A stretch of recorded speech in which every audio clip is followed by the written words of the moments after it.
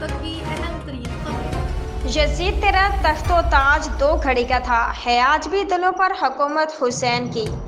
मुहर्रमुल हराम के जुलूस पर रेस्क्यू एहलकारों के अलावा रेंजर्स के दस्ते भी ड्यूटी सरअंजाम देते रहे।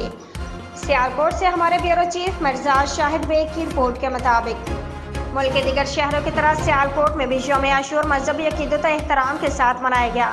सिक्योरिटी के सख्त इंतजाम किए गए थे। जुलूसों की रूट्स की निगरानी सीसीटीवी कैमरों से की जाती रही। जुलूसों के रास्तों पर ठंडे और मीठे पानी की सबीलें भी लगाई गई थी। रेस्क्यू एहलकारों के अलावा रेंजर्स के दस्ते भी ड्यूटी सरअंजाम देते रहे। वफाकी वजीर ख्वाजा मोहम्मद आसिफ ने भी मरकजी जुलूस में शिरकत की। उन्होंने गुफ्तगू करते हुए कहा कि हज़रत इमाम हुसैन और उनके अहलो अयाल ने दीन इस्लाम के लिए जो कुर्बानियाँ दी वो एक बहुत एहसान है।